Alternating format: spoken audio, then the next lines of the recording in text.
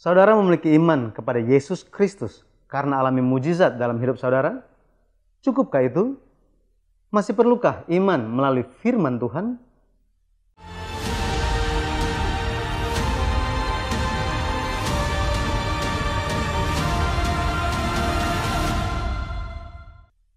Shalom, kita bertemu dalam program Tanya Jawab Alkitab di channel GPBSI Jakarta yang membahas pertanyaan yang muncul dalam komunitas orang Kristen. Dan kita akan membahasnya dari sudut pandang sejarah penebusan. Bagaimana kabar saudara semua? Semoga tetap hidup di dalam lindungan Tuhan. Bagi saudara yang baru mengikuti program ini, silakan subscribe, like, dan share video ini sehingga banyak orang memperoleh pencerahan akan firman Tuhan. Dan iman terhadap Yesus makin diteguhkan. Jangan lupa klik tanda lonceng supaya saudara bisa diingatkan saat ada video terbaru yang ditayangkan. Bersama kita hari ini, narasumber kita, Pendeta Yun Duhi Dokter Ministry. Shalom, Pendeta Yun. Shalom. Apa kabarnya? Baik, puji Tuhan. Haleluya. Pendeta, ada masuk pertanyaan, dikatakan begini. Kalau lihat Roma 10 ayat 17, dikatakan bahwa iman datang dari mendengarkan firman. Ada yang tanya begini, apa bedanya iman yang dimaksud di ayat ini dengan iman yang timbul dari melihat mujizat? Gimana, Pendeta? Kita biasanya berpikir jika Allah melakukan mujizat, lebih banyak orang akan percaya Tuhan. Tapi apakah benar begitu? Terlebih dahulu kita lihat apa artinya iman atau percaya. Iman adalah hati yang percaya suatu fakta atau sosok. Lalu percaya artinya yakin bahwa suatu hal pasti akan terjadi demikian. Yaitu menantikan sesuatu dan menganggap sesuatu itu sudah sepantasnya. Kalau begitu, iman seperti apa? Iman seperti itu, apakah itu muncul karena melihat mujizat? Setelah umat Israel mengakhiri kehidupan perbudakan di Mesir, mereka keluar dari Mesir. Kalau saudara-saudara baca buku kedua seri sejarah penebusan, perjalanan di padang gurun setelah Exodus dibagi ke dalam 5 fase. Dari antaranya, fase pertama adalah dari Sukot, perkemahan pertama, sampai Rafidim, perkemahan ke-10. Di fase ini, Allah melakukan banyak mujizat. Misalnya, di Mesir, Allah menurunkan 10 tulah, lalu ada mujizat tiang awan dan tiang api tampak, lalu Laut Merah dibelah, sehingga orang-orang berjalan di tanah yang kering. Air pahit berubah menjadi air manis. Setiap hari Tuhan menurunkan manna, Tuhan membelah batu sehingga air keluar. Tuhan beri minum. Nah, kalau begitu, umat Israel yang mengalami banyak mujizat, apakah mereka jadi percaya Allah? Seandainya mereka menjadi percaya, mungkin mereka akan bersyukur, bukannya komplain dan mengeluh. Tapi tidak lama kemudian, di Gunung Sinai, tempat perkemahan ke-11, apa yang terjadi? Umat Israel menyembah anak lembu emas. Dan selanjutnya di Kibrot Hawa, perkemahan ke-12, apa yang terjadi? Coba kita baca, Bilangan 11 ayat 1.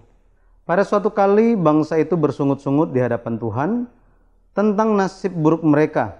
Dan ketika Tuhan mendengarnya, bangkitlah murkanya, kemudian menyalalah api Tuhan di antara mereka dan merajalela di tepi tempat perkemahan. Serta di Ritma, perkemahan ke-14, peristiwa apa yang terjadi? Umat Israel tidak percaya dan meminta agar mereka dapat mengirim pengintaian ke tanah Kanaan. Dan setelah ada laporan buruk dari 10 orang yang kembali dari pengintaian, umat Israel jadi ketakutan. Dan waktu itu, seluruh umat mengeluh kepada Musa dan Harun dan menangis dengan kencang. Coba kita baca. Bilangan 13 ayat 32. Juga mereka menyampaikan kepada orang Israel kabar buruk tentang negeri yang diintai mereka dengan berkata, negeri yang telah kami lalui untuk diintai adalah suatu negeri yang memakan penduduknya, dan semua orang yang kami lihat di sana adalah orang-orang yang tinggi-tinggi perawakannya. Selanjutnya 33 juga. Ayat 33. Juga kami lihat di sana orang-orang raksasa, orang enak yang berasal dari orang-orang raksasa. Dan kami lihat diri kami seperti belalang, dan demikian juga mereka terhadap kami. Nah, pendeta, kalau lihat ayat-ayat ini, Tuhan telah tunjukkan pekerjaan-pekerjaan yang besar bagi orang Israel. Tapi kalau lihat sikap ketidakpercayaan mereka, komplain seperti ini, muncul pertanyaan lagi. Apa yang salah di sini? Setelah Exodus, umat Israel mengalami banyak mujizat. Tapi mereka telah terbiasa terhadap pengalaman melihat mujizat dengan mata. Maka iman mereka itu iman yang bersandar pada apa? Mereka bukan memiliki iman yang berdasarkan pada perjanjian Allah atau firman. Mereka bersandarnya pada pengalaman yang melihat dengan mata mereka. Maka mereka mau percaya setelah melihat dengan kedua mata mereka dengan jelas. Nah, jadi mereka melaporkan apa adanya, apa yang mereka lihat dan alami dalam pengintaian. Jadi makanya dikatakan tadi dikatakan negeri yang diintai itu, negeri yang telah kami lalui untuk diintai, ya. Yang kami lihat di sana, juga kami lihat dan kami lihat diri kami gitu. Nah, ketika kita bersandar pada hal yang kita lihat atau suatu mujizat, iman kita tidak bisa mengelak untuk goyang. Kenapa? Karena di hari-hari biasa dibandingkan waktu ketika kita melihat mujizat-mujizat atau hal yang luar biasa, lebih banyak waktu di mana kita tidak melihat secara langsung bahwa Allah itu bekerja, kan? Pada waktu gereja mula-mula, rupa orang-orang Yahudi pun persis seperti umat Israel yang Exodus. Coba kita baca ya. 1 Korintus 1 ayat 22. Orang-orang Yahudi menghendaki tanda. Jadi mereka harus lihat suatu tanda atau mujizat, hal-hal ajaib. Baru mereka percaya. Nah, itu sebabnya bagi mereka, apa itu Kristus yang dipakukan di salib? Bagi mereka, kayu salib adalah suatu kegagalan karena kelemahan. Itu batu sandungan bagi mereka. Bagi orang-orang yang mencari mujizat, kayu salib bukanlah segala-galanya, tetapi hanya semacam aksesori saja. Pendeta, kalau lihat orang Israel ketika mereka mengalami mujizat, tentu mereka bersuka cita dan bersyukur kepada Allah, ya kan? Dan pada waktu Yesus melakukan mujizat juga, nah, bukankah orang-orang memuliakan Allah juga? Ya, coba kita lihat kembali. Umat Israel mengalami banyak mujizat. Nah, ketika menyeberangi Laut Merah, mereka bernyanyi pujian dan ada keharuan. Tetapi tidak beberapa lama, ketika menghadapi air pahit, mereka langsung penuh dengan komplain. Mereka makan sampai kenyang, mana yang rasanya seperti panganan yang digoreng. Tapi setelah terus makan mana itu, di kemudian hari, akhirnya mereka merasa muak. Seperti demikian. Saat mereka melihat mujizat yang dilakukan Allah, mereka menyanyikan pujian. Tapi jika sedikit datang kesulitan, bagaimana? Komplain terhadap Tuhan, ya. Misalnya, hari ini pun sama. Jika penyakit yang ada pada kita tidak mudah sembuh, apakah artinya Allah tidak ada? Atau Tuhan Allah telah meninggalkan diri kita? Bukan begitu, kan? Ya, bukan begitu. Tuhan Allah tetap hidup dan tetap mengasihi saudara-saudara dan saya. Amin, amin. Bagaimanakah kita bisa tahu tentang hal itu? Karena itu difirmankan di Alkitab. Coba ya kita baca. Roma 5 ayat 8. Akan tetapi Allah menunjukkan kasih-Nya kepada kita, oleh karena Kristus telah mati untuk kita ketika kita masih berdosa. Kita akan lihat sebuah firman yang mengagumkan lagi. Ia Allah yang bakal menyerahkan anaknya untuk menunjukkan kasih-Nya, juga akan mengaruniakan segala sesuatu kepada kita bersama dengan dia anaknya gitu. Coba kita baca. Roma 8 ayat 32. Ia yang tidak menyayangkan anaknya sendiri, tetapi yang menyerahkannya bagi kita semua, bagaimanakah mungkin ia tidak mengaruniakan segala sesuatu kepada kita bersama-sama dengan Dia. Dari ayat ini, pendeta, disaksikan, ya, kita semua saksikan, kasih Allah itu luar biasa, firman itu sungguh mengagumkan. Tapi mungkin muncul pertanyaan kepada jemaat-jemaat kudus, jadi kenapa orang Israel bisa gagal ya? Ya, alasan umat Israel gagal adalah karena mereka bersandar pada hal yang kelihatan. Pada waktu Yesus datang ke bumi ini sesuai dengan apa yang dinubuatkan di Perjanjian Lama, juga persis seperti demikian. Coba kita baca. Coba buka ya. Yohanes 4 ayat 48. Maka kata Yesus kepadanya, jika kamu tidak melihat tanda dan mujizat, kamu tidak percaya. Ya, orang-orang Yahudi mengikuti Yesus gara-gara apa? Karena mereka melihat mujizat. Orang yang sakit disembuhkan. Satu lagi kita buka Yohanes 6 ayat 2. Orang banyak berbondong-bondong mengikuti Dia karena mereka melihat mujizat-mujizat penyembuhan yang diadakannya terhadap orang-orang sakit. Ya, mereka percaya dengan apa yang mereka lihat dan dengan mujizat yang mereka alami. Ya. Tapi pada akhirnya mereka meninggalkan Yesus. Setelah Tuhan melakukan mujizat 5 roti dan 2 ikan, Yesus apain? Menguraikan Alkitab Perjanjian Lama. Yaitu Yesus mengatakan tentang manna yang diturunkan di padang gurun serta dirinya yang adalah roti yang sejati. Lalu apa respon dari orang-orang Yahudi?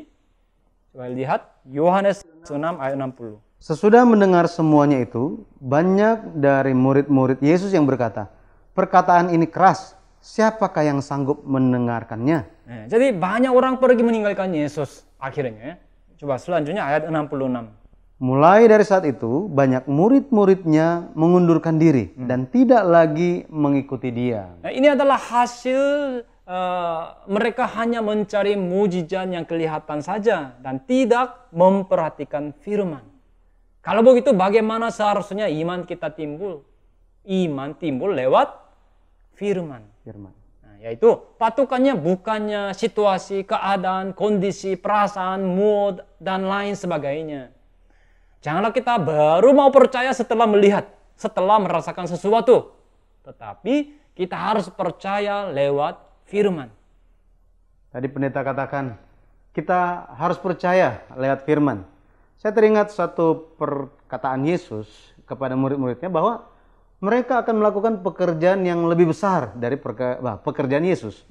Nah, jemaat kudus tentu harus percaya firman Yesus kan? Ya. Tapi pendeta, apakah manusia, apakah kita bisa mengerjakan pekerjaan yang lebih besar dibandingkan dengan apa yang Yesus telah kerjakan? Ya.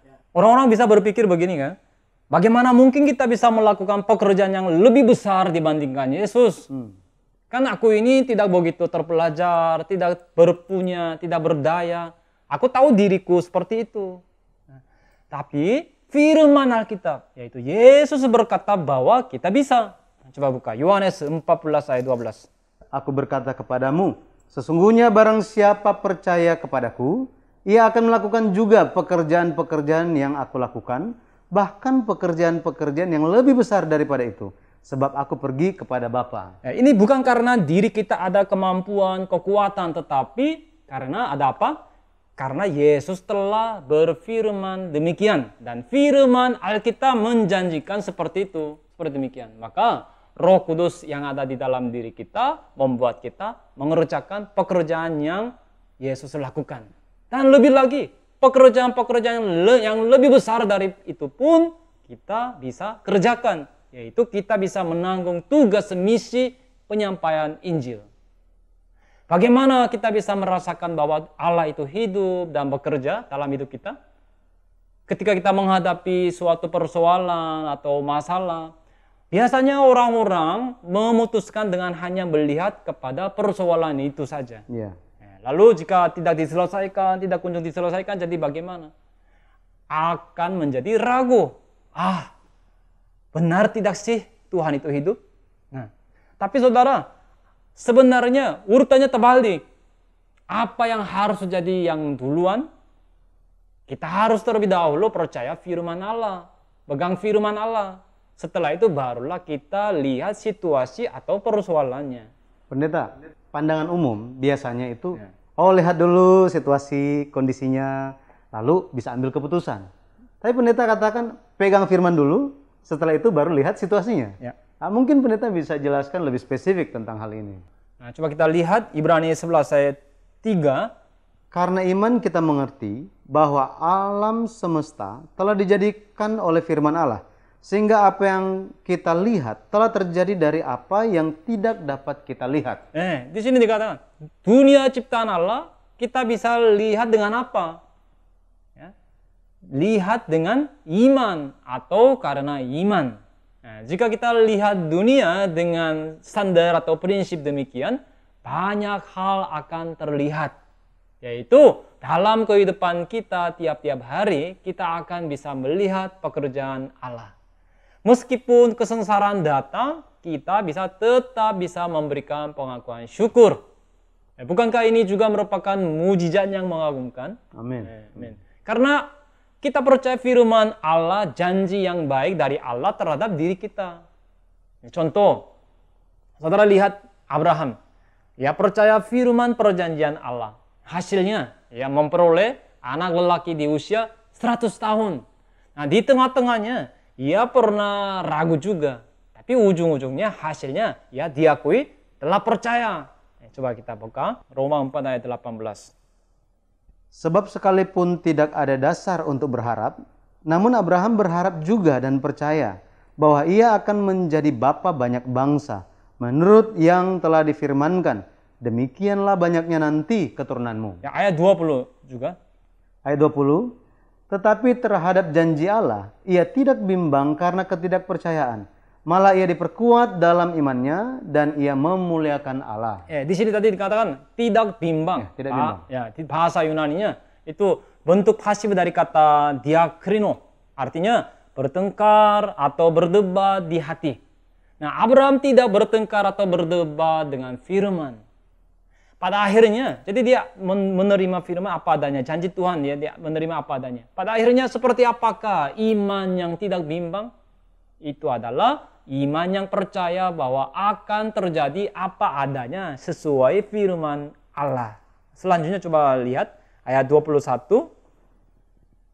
Dengan penuh keyakinan bahwa Allah berkuasa untuk melaksanakan apa yang telah ia janjikan. Apa dasar dari iman itu? Iman Abraham itu adalah janji Allah. Maka dikatakan Abraham percaya menurut yang telah difirmankan. Terhadap janji Allah. Apa yang telah ia janjikan, apa yang telah Allah janjikan. Nah, meskipun kita tidak melihat dan mengalami, terlebih dahulu kita bisa percaya lewat firman. Terakhir coba kita baca satu ayat lagi. 1 Petrus 1 ayat 8. Sekalipun kamu belum pernah melihat dia, namun kamu mengasihinya. Kamu percaya kepada dia, sekalipun kamu sekarang tidak melihatnya. Kamu bergembira karena sukacita yang mulia dan yang tidak terkatakan. Saya harap agar lewat firman kita semua bisa percaya padanya dan bergembira karena sukacita yang mulia. Amin. Amin. Haleluya. Terima kasih Pendeta Yun atas penjelasan yang meneguhkan iman semua jemaat. Saudara, milikilah iman melalui firman Tuhan. Dengan demikian kita akan dipercayakan untuk melakukan pekerjaan-pekerjaan yang lebih besar lagi untuk Tuhan. Bila saudara menerima kasih karunia Tuhan lewat tayangan hari ini, atau saudara ada pertanyaan yang ingin disampaikan, silakan tuliskan di bagian komentar dan kita akan membahasnya pada kesempatan berikutnya. Sampai bertemu pada Tanya Jawab Alkitab GPBSI Jakarta selanjutnya. Tuhan memberkati dan Shalom. Shalom.